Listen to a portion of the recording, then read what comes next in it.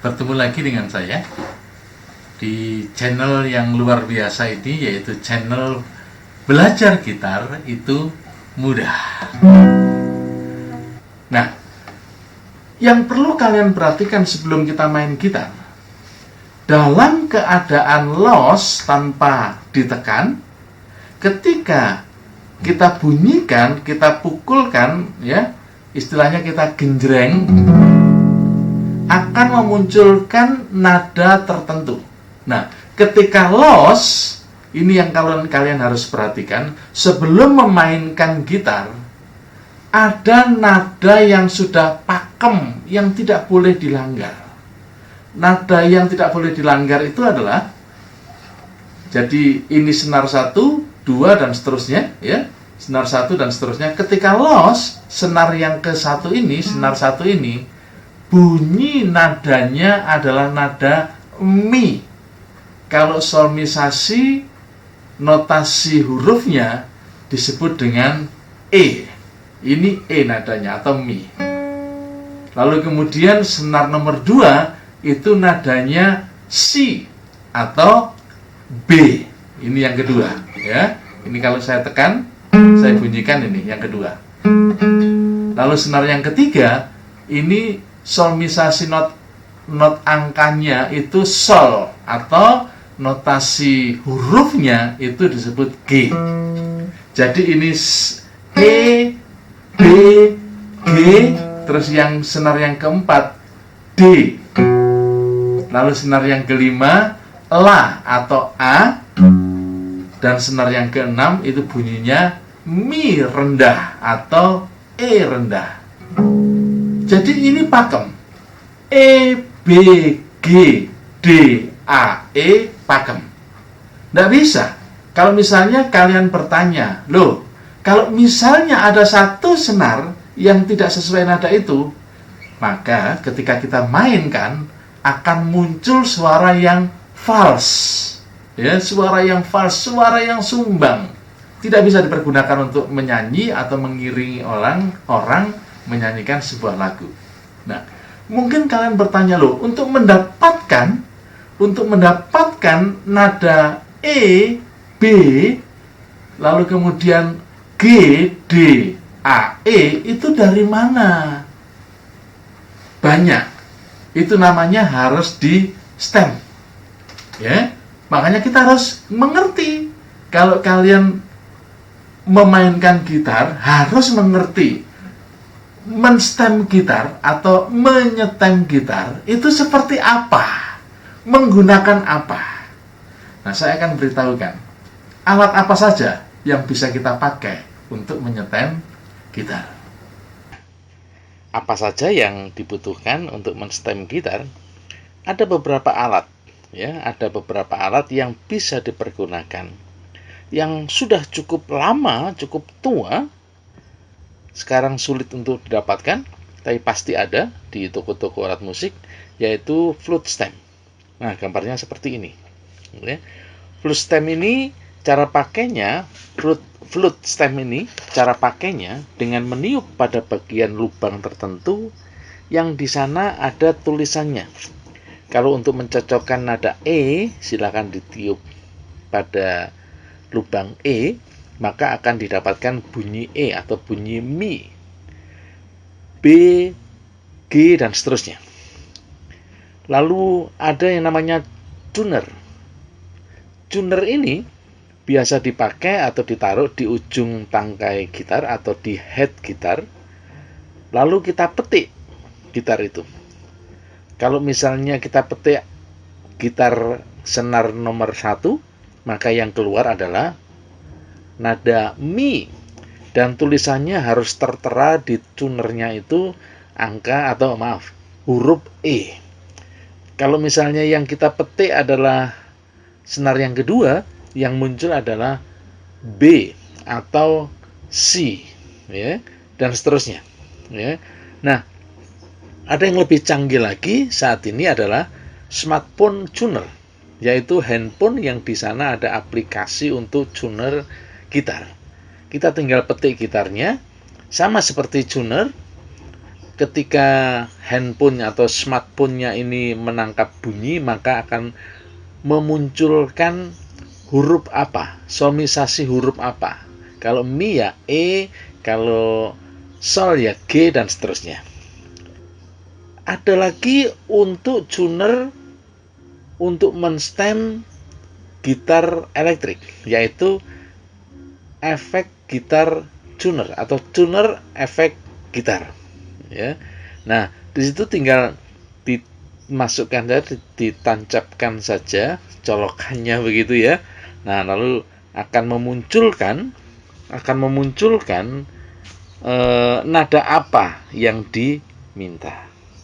Nah, setelah bunyi senar pada urutan senar 1 sampai 6 memiliki nada yang berbunyi E, B, G, D, A, E atau Mi, Si, Sol, Re, La, Mi, maka gitar bisa dipergunakan. Oke, kita lanjutkan ya. Baik. Masih ingat posisi suara yang ada di gitar ketika tidak ditekan atau loss? Masih ingat? Yes, hebat. C, B, G, D, A, E. Mi, lalu kemudian apa? Si, Sol, Re, La, dan Mi rendah. Yes, betul. Ya. Nah, tadi saya katakan bahwa gitar loss kalau tidak ditekan akan memunculkan nada seperti tadi, E, B, Sol, Re, A, dan E. Ya. Nah, ketika kita tekan masing-masing pada kolom, ya, 1 dan seterusnya, maka nadanya akan naik setengah nada, ya, setengah nada. Misalnya, senar 6, bunyinya apa? E, betul, ya. Nah, kalau kita tekan 1 berarti naik setengah. Nah, coba lihat di tangga nada yang kromatis. Ketika E naik setengah jadi apa? F, betul, atau Fa, ya, ini Mi, ya. Kalau ditekan jadi Fa. Kalau tekan satu lagi, ya, Fa naik setengah, ya, namanya F crash atau Fis, ya. Kalau tekan lagi, ya, artinya naik setengah lagi jadi G, ini G, ya, ini G, ya, dan seterusnya. Sama yang lain juga begitu. Kalau A loss, ya, ini yang nomor 5, ya. Kalau kita tekan 1 jadi A mol atau bass atau B turun setengah, maaf, bukan A mol, A crash atau B mol ini ya. Nah, kalau tekan lagi 1 lagi jadi B, tekan lagi jadi C, dan seterusnya. Ini D, naik 1 nada, ya.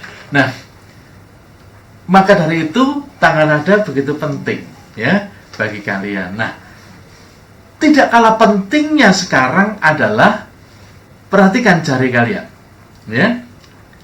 Jari kiri kita inilah yang akan memainkan bagaimana kita memegang chord atau menekan senar-senar pada gitar. Kalian harus tertib, harus disiplin, ya, untuk menggunakan jari ini sesuai dengan tempat di mana jari ini harus menekan senar gitar itu. Nggak bisa sembarangan, nanti akan kesulitan, ya. Nah, secara umum, ya, ada 4 jari yang dipergunakan. Jari jempol jarang sekali, kecuali kasus tertentu khusus, misalnya D. D biasanya kita pegang seperti ini. Kalau kita hanya memetik dan menekan pada bagian senar 1-5, no problem, karena senar 1-5 merupakan komponen nada punya atau milik dari D, ya. Tapi kalau kalian menekan, ya, atau memukul sampai ke senar yang ke-6, ini bukan milik D, karena D itu tidak ada unsur mi, ya. Maka dari itu kita harus menekan yang seperti ini, ya, jempol baru kemudian berfungsi, ya. Nah, seringkali yang kita pakai begitu, lalu kemudian kita genjreng begitu rupa, pasti akan memunculkan nada yang berbeda, nada yang salah, ya. Nah, Jari kita yang kita pergunakan 4. Jari telunjuk kita disebut dengan jari 1, jari tengah disebut dengan jari 2, jari yang jari manis itu disebut jari 3, dan jari kelingking disebut dengan jari yang keempat atau jari 4. Ya, saya kasih contoh. Mungkin kalian bertanya, "Loh, apa pentingnya? Kan terserah saya, sebisa saya."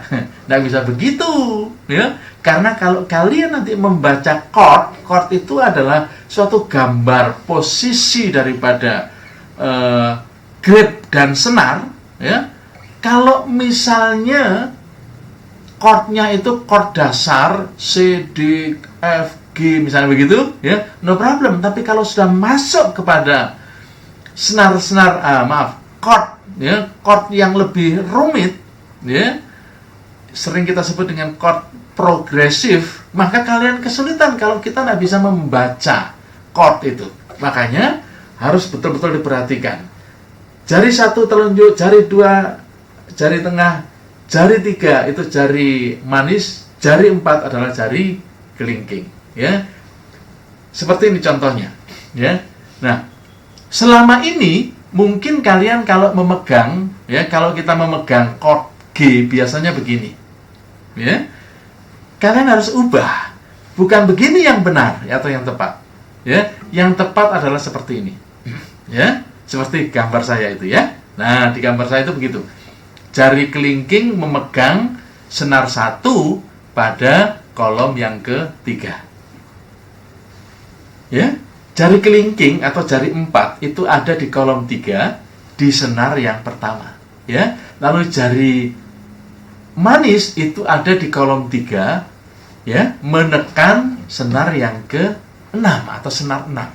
Jari tengahnya memegang atau menekan pada senar kolom yang ke-2, senar 5. Nah, posisinya seperti ini, ya. Jadi kalau misalnya kita memegang dengan chord G mayor seperti ini. Kalau kalian memegang seperti ini, ketika berpindah ke G7 akan kesulitan kalian, ya. Nah, kalau begini akan memudahkan. Ini G mayor, lalu kemudian ini G mayor 7, ya. Jari kelingkingnya digantikan jari telunjuk atau jari 1 untuk menekan pada kolom 1 di senar 1, ya. Tidak sulit. Misalnya G.